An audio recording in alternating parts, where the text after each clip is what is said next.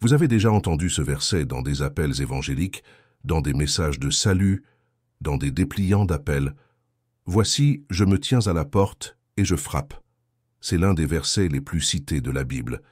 Mais ce que peu de gens perçoivent, c'est que ce n'est pas un message pour le perdu. C'est une réprimande à une église. Tandis que beaucoup interprètent Apocalypse 3:20 comme l'appel du Christ aux pécheurs, le texte, en réalité, s'adresse à une église qu'il a rejetée. L'église de Laodicée. Une église riche, confortable, satisfaite, mais vide de la présence de Jésus. Il n'est pas à l'intérieur, il est à l'extérieur, frappant. Le Christ est à l'extérieur de nombreuses églises aujourd'hui. Le culte continue, les lumières s'allument, les louanges s'élèvent, mais l'époux est absent. Il frappe à la porte de temples qui se disent chrétiens, mais qui ne le veulent pas vraiment. La pire condamnation n'est pas le silence, c'est Jésus à l'extérieur, ignoré par l'Église même qui porte son nom. Dans cette vidéo, vous découvrirez la véritable signification de ce verset. Nous allons démasquer l'interprétation superficielle et révéler l'avertissement puissant qu'il porte. Vous comprendrez ce que signifie ouvrir la porte au Christ et comment cette décision détermine si votre foi est vivante ou morte. Et, avec l'aide des écrits de Charles Spurgeon, nous allons affronter le cœur tiède et restaurer l'intimité perdue. Préparez-vous. Ce message n'est pas pour les gens confortables. Il est pour ceux qui ont des oreilles, pour entendre ce que l'Esprit dit à l'Église. Si vous pensez que tout va bien, vous avez peut-être déjà fermé la porte. Mais s'il reste un minimum de fin de la vérité, il frappe toujours. L'image est terrifiante. Le Christ à l'extérieur de sa propre Église, pas parmi des étrangers, pas parmi des impies, mais à la porte d'une assemblée qui se dit sienne. C'est la scène qui se trouve devant nous dans Apocalypse 3:20. Ce n'est pas une invitation générique au salut, mais un cri urgent à une communauté qui se rassemble encore, mais l'a déjà exclue du culte. C'est Laodicée, et j'ose le dire, c'est la condition de nombreux rassemblements religieux de nos jours. Jésus ne frappe pas à la porte du cœur du pécheur perdu au coin d'une rue. Il frappe à la porte de l'Église. Et cela change tout. Parce que cela révèle une réalité que peu ont le courage d'affronter. Il y a des églises où le Christ n'est plus le bienvenu. Il y a des cultes où son nom est invoqué, mais sa présence est absente. La liturgie se poursuit, la louange explose, les sermons divertissent, mais il est à l'extérieur. Spurgeon, avec sa clarté tranchante, a dit un jour « Mieux vaut une église vide avec le Christ à l'intérieur qu'une foule réunie sans lui ». L'église de Laodicée est décrite comme riche, prospère et n'ayant besoin de rien. Mais le diagnostic de Jésus est l'inverse. Malheureuse, misérable, aveugle et nue. Cette inversion révèle l'auto-illusion spirituelle. Il se croyait fort, mais était en faillite. Il se croyait éclairé, mais était dans les ténèbres. Il se considérait vêtu de gloire, mais était nu de justice. N'est-ce pas la tragédie de notre époque ? Nous vivons un temps où l'Église est devenue obsédée par la structure, l'apparence, l'influence et la performance. Le culte est devenu un spectacle. La chair est devenue une scène. Le pasteur est devenu une célébrité. Et le Christ, il est devenu un accessoire facultatif, une mention protocolaire. Un nom que l'on utilise, mais une présence que l'on ne cherche pas. Et ainsi, sans bruit, sans scandale, sans même s'en apercevoir, de nombreux temples sont devenus des Laodicées modernes, agités à l'extérieur, mais vides de gloire à l'intérieur. Jésus est à la porte. Il frappe.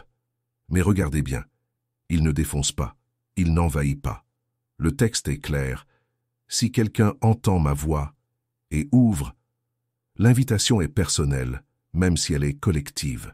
Il parle à l'Église, mais répond à celui qui ouvre. Cela signifie que même au sein d'un corps tiède, indifférent et aveugle, il y a encore de l'espoir pour l'individu qui entend et décide d'ouvrir. Et que se passe-t-il quand cette porte est ouverte? Il entre, et il dîne. C'est de l'intimité, c'est de la présence, c'est de la communion profonde. Il ne s'agit pas seulement de fréquenter l'Église ou de faire partie du ministère.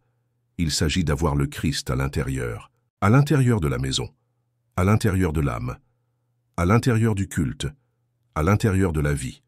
Spurgeon a dit « Le Christ ne frappe pas comme un mendiant ordinaire. Il est le Seigneur.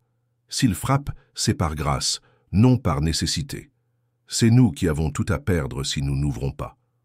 La tragédie est que beaucoup aujourd'hui ont de belles portes, des enseignes brillantes, des programmes intenses. Mais la pièce est vide. Le Seigneur n'a pas été invité. Il reste dehors, écoutant les sons d'un culte qui porte son nom, mais pas sa présence. Un évangile sans repentance, une grâce sans croix, une foi sans sainteté. Et vous, entendez-vous la voix? Non la voix du prédicateur, non la musique de la louange, mais la voix douce et ferme qui appelle de l'extérieur. Il ne crie pas, il appelle. Et s'il y a un bruit assourdissant à l'intérieur de votre cœur, c'est peut-être ce qui étouffe sa voix. L'appel aujourd'hui n'est pas à l'émotion, c'est à la décision. Le verset d'Apocalypse 3:20 n'est pas romantique, il est urgent. C'est le cri contenu d'un roi qui désire revenir habiter avec son peuple, mais il ne défoncera pas. Il attend, il frappe, il appelle, et attend que quelqu'un, peut-être vous, entende et ouvre. Parce que la pire condamnation pour une église n'est pas la persécution, c'est l'absence, c'est continuer à fonctionner comme si tout allait bien, tandis que l'époux est à l'extérieur. Il y a quelque chose de profondément ironique dans Apocalypse 3:20. Celui qui est la tête de l'église est à l'extérieur du corps. Celui qui est l'époux est exclu de la fête de mariage. Le propriétaire de la maison a été enfermé dehors. Le Christ qui a saigné pour l'Église, qui a donné sa vie pour la racheter, se trouve maintenant devant une porte fermée. Et le plus grave, la porte a été fermée de l'intérieur. L'Église de Laodicée représente la congrégation qui est devenue si autosuffisante, si satisfaite d'elle-même, qu'elle ne ressent plus le besoin du Christ.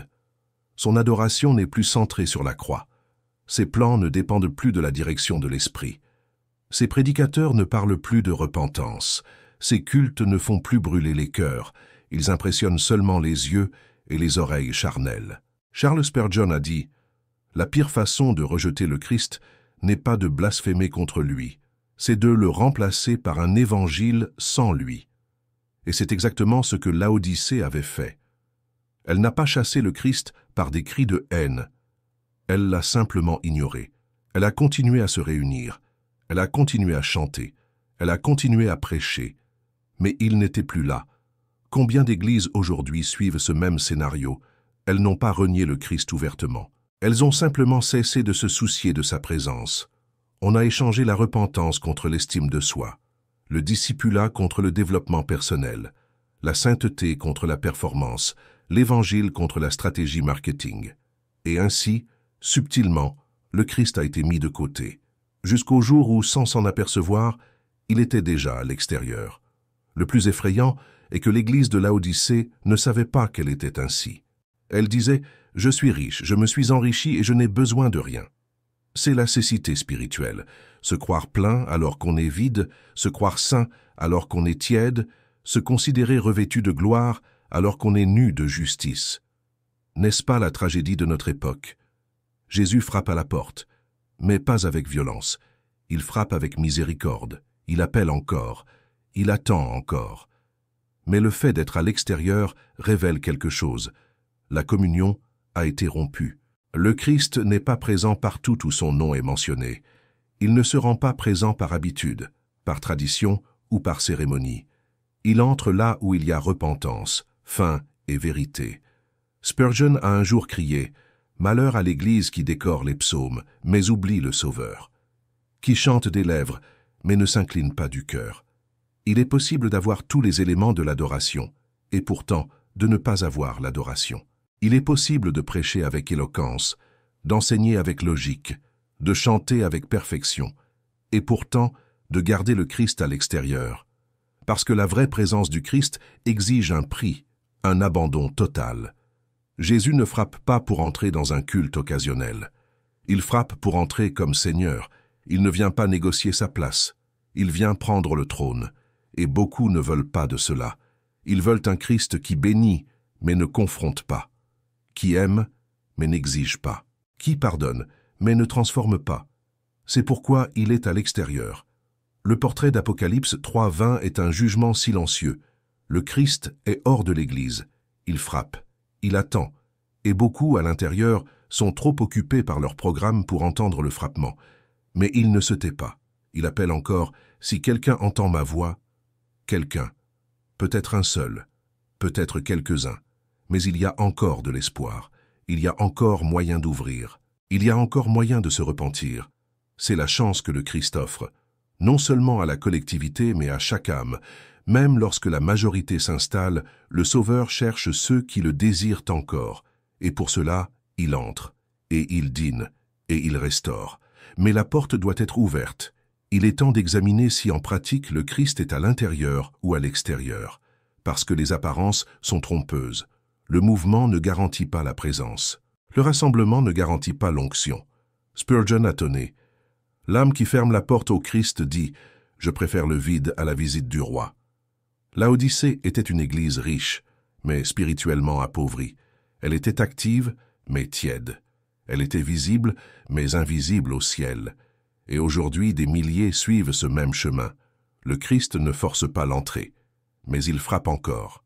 Le scénario décrit dans Apocalypse 3:20 est une représentation symbolique de nombreuses églises qui fonctionnent encore normalement, mais sans le Christ. Et le plus alarmant est que cette absence est masquée par l'excès de bruit.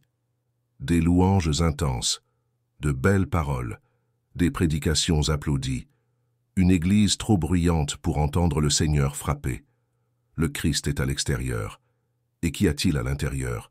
De l'agitation, des programmes, de la production, une spiritualité à haut volume, mais à faible profondeur. Et la porte verrouillée de l'intérieur s'épaissit chaque semaine avec chaque culte qui ignore sa présence. Charles Spurgeon a averti « Il y a des hymnes qui montent au ciel comme une fumée vide, car ils sortent de cœurs où le Christ n'habite pas. » C'est la réalité cachée derrière de nombreux rassemblements. Pendant que la congrégation chante, l'époux pleure, il frappe. Non pas avec colère, mais avec tristesse. Il frappe pour que quelqu'un, même un seul, entende. Mais la musique est trop forte. Les yeux sont trop fixés sur la scène. Le cœur est trop diverti pour percevoir le son de l'esprit. Jésus n'entre pas là où il n'est pas désiré. Il ne participe pas comme un figurant. Il est le centre, où il est à l'extérieur. Et le problème n'est pas la musique elle-même. Ce n'est pas la structure. Ce ne sont pas les lumières. C'est le cœur. Car le vrai culte est moins sur ce que l'on fait et plus sur qui est présent. À Laodicée, Jésus n'y était pas. C'est plus que symbolique. C'est tragique. Parce que nous ne parlons pas d'une simple erreur de doctrine. Nous parlons d'une église entière qui a perdu la présence mais a continué à fonctionner comme si rien ne s'était passé. Combien d'églises aujourd'hui célèbrent des anniversaires, organisent des campagnes, sont bondées. Mais Jésus n'est pas en elles. Il a été mis de côté, réduit au silence, remplacé. Et lorsque le Saint-Esprit se retire, il y a rarement du bruit, seulement le silence et la formalité. Spurgeon, avec son regard prophétique, a dit « Quand l'esprit s'éloigne, l'homme compense par le spectacle. L'âme vide a besoin de fumée et de bruit pour paraître pleine. » C'est exactement cela. L'absence de la vraie présence du Christ est remplacée par des techniques humaines. La louange devient une performance, la prière, un rituel, le sermon, une conférence. Tout est beau, tout est poli, mais sans vie, parce que le Christ est dehors, et il ne se contente pas de frapper, il parle. Le texte dit « Si quelqu'un entend ma voix », cela signifie qu'il appelle encore, mais la question est « Qui écoute ?» Peut-être que la plus grande idolâtrie de notre génération n'est pas l'argent ou le plaisir, mais le culte lui-même. Beaucoup aiment l'expérience du culte plus que le Seigneur du culte. Beaucoup pleurent avec la musique, mais ne se repentent pas devant la parole. Beaucoup ont des frissons avec l'atmosphère, mais continuent à verrouiller la porte de leur cœur. Spurgeon clamait « Nous ne voulons pas de sensations, nous voulons le Sauveur. Nous ne voulons pas de fumée, nous voulons du feu. Nous ne voulons pas de performance, nous voulons la présence. Le feu du ciel ne peut être simulé. La présence de Dieu ne peut être manipulée. Soit il entre parce qu'il y a la repentance, soit il continue de frapper à l'extérieur. Et la question est, jusqu'à quand? Jusqu'à quand Jésus va-t-il frapper avant de se taire? Apocalypse 3:20 est un avertissement. Mais c'est aussi une dernière chance. Un cri du ciel pour l'Église qui a encore le temps d'ouvrir. Il ne sert à rien de réformer la liturgie si le cœur reste fermé. Il ne sert à rien d'améliorer le programme si l'époux est à l'extérieur. Le bruit ne trompe pas Dieu. L'agitation ne remplace pas l'intimité. Et aucune louange n'est vraie si le cœur reste fermé au Seigneur de la gloire. Il continue de frapper et d'appeler, non avec colère, mais avec un amour blessé. Et peut-être pendant que la foule chante, attend-il encore que quelqu'un écoute, parce que, parfois, il suffit d'un seul pour ouvrir la porte et laisser la lumière briller à nouveau. Le Christ est à la porte. Il frappe. Mais il y a un détail qui change tout. La poignée est à l'intérieur. Le roi des rois ne défonce pas la porte. Le Seigneur de l'Église n'envahit pas. Il attend que quelqu'un désire sa présence suffisamment pour se lever et ouvrir. C'est la grâce. Mais c'est aussi un jugement. L'Église de Laodicée n'a pas perdu le Christ par accident. Elle l'a remplacé. Elle a fermé la porte volontairement, même si inconsciemment. Elle est devenue si pleine d'elle-même, si confortable dans sa richesse, si confiante en sa structure, qu'elle ne ressentait plus le besoin de l'époux, et c'est pourquoi il s'est retiré et a commencé à frapper. Que veut Jésus après tout? Pourquoi frappe-t-il? Pourquoi insiste-t-il? Le texte répond, « Si quelqu'un entend ma voix et ouvre la porte, j'entrerai chez lui, je souperai avec lui, et lui avec moi. » Jésus veut une communion réelle. Pas d'apparence, pas de formalité, pas de religion de surface. Il désire une table dressée, une intimité restaurée, un temps sacré de présence. Mais tout cela n'arrive que lorsque la porte s'ouvre. Spurgeon a dit, « Le Christ ne se contente pas de visites rapides. Il entre pour rester, pour souper, pour régner. » Et cela révèle quelque chose de précieux. Jésus n'appelle pas seulement l'Église en tant qu'institution. Il appelle quelqu'un. Il dit « si quelqu'un entend ». Cela signifie que même au sein d'une Église tiède, il est possible qu'il y ait une âme encore vivante, quelqu'un qui entend, quelqu'un qui sent, quelqu'un qui reconnaît l'absence et s'en attriste, quelqu'un qui est prêt à se lever. Peut-être êtes-vous cette personne. Avez-vous déjà senti que le culte a perdu de sa saveur, que la parole a perdu de son poids, que la musique ne touche plus votre esprit? Ce n'est peut-être pas seulement de la fatigue, c'est peut-être le Christ lui-même qui vous montre que la porte a été fermée et qu'elle a besoin d'être rouverte. Le problème est qu'ouvrir la porte exige quelque chose que peu veulent donner, l'abandon total. La porte de l'âme ne s'ouvre pas avec de belles paroles, elle ne se déverrouille pas avec l'émotion, elle s'ouvre par le brisement, par la repentance, par une fin réelle de la présence, et c'est rare à une époque où la foi est devenue une performance et la sainteté une option. Spurgeon, en prêchant sur ce texte, a averti « L'Église peut être grande, mais si le Christ est à l'extérieur, tout est une illusion. » Combien d'églises ont des noms célèbres, des agendas remplis, des réseaux sociaux actifs, mais non pas le Christ? Combien de chrétiens ont la Bible sur leur téléphone, une croix autour du cou, de la louange dans leur playlist, mais la porte de leur cœur reste verrouillée? Le Christ veut entrer, mais pas en tant qu'invité. Il entre en tant que Seigneur. Il entre pour changer l'ordre de la maison, pour purifier l'autel, pour restaurer le vrai culte. Et c'est pourquoi beaucoup le gardent à l'extérieur, parce qu'ils ne veulent pas perdre le contrôle. Oui, il va tout réorganiser, il va toucher à des choses cachées, il va confronter des péchés cachés derrière des titres et des postes, il va exiger la priorité. Mais en échange, il offre quelque chose qu'aucun culte vide ne peut simuler, une communion vivante avec le Dieu vivant. L'invitation est lancée. Il frappe, il parle, mais il ne force pas. La poignée reste au même endroit, à l'intérieur. Et la clé est entre vos mains. Ouvrir ou ne pas ouvrir, céder ou résister. Le choix vous appartient. L'éternité écoute le son de votre décision. Et si vous pensez que le Christ ne frappe plus, écoutez attentivement. Il appelle encore. Il cherche encore. Il se révèle encore à ceux qui le veulent vraiment. Ne vous y trompez pas. Il y a la gloire à l'intérieur, mais seulement pour ceux qui ouvrent. Et quand vous ouvrirez, il n'entrera pas pour vous faire des reproches. Il entrera pour un souper, pour la présence, pour la restauration. Et ce qui était froid recommencera à brûler. Ce qui était sec recommencera à fleurir. Parce que là où le Christ entre, tout change. Mais la porte est toujours verrouillée. Et il attend toujours. Le Christ poursuit l'appel. Si quelqu'un entend ma voix, il ne fait pas que frapper, il parle.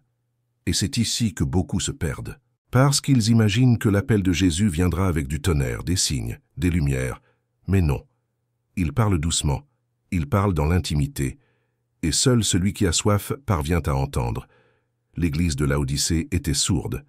Elle entendait ses propres musiques, elle entendait ses propres applaudissements, elle entendait ses propres voix.